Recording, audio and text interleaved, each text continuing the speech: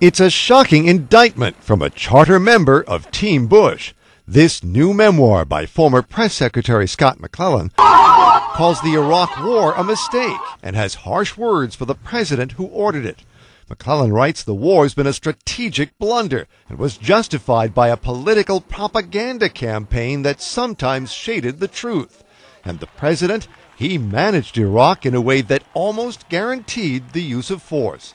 That's the polar opposite of what McClellan said from the podium. If there were a credible and legitimate opportunity to resolve it peacefully, we would have pursued it. Meantime, the ex-spokesman bluntly calls the Hurricane Katrina response a failure and says he was deceived by top Bush aides in the CIA leak case.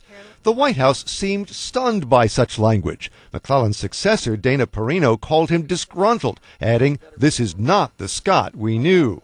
Bush's first press secretary, Ari Fleischer, asks why the sudden revelation. My quarrel here is it accurate? Because Scott never gave anybody any inclinations that this is what he thought. But the book's author was voicing no regrets. I think there have been a lot of comments. People haven't had a chance to really look at the book, and it's got an important message that I think people need to take a look at. Still, reporters thumbing copies of the book were struck by the tone. Scott was regarded as one of the most loyal of Bush loyalists, and now he has completely turned on his former boss, the president. Very, very sizable departure from what you hear from this White House even today. Indeed, though not commenting on the book, Bush used a commencement speech to again defend the war. These successes will come, and when they do, our nation will have achieved victory, and the American people will be more secure. To the president's critics, this book comes as vindication, portraying an unquestioning leader marching to a mistaken war.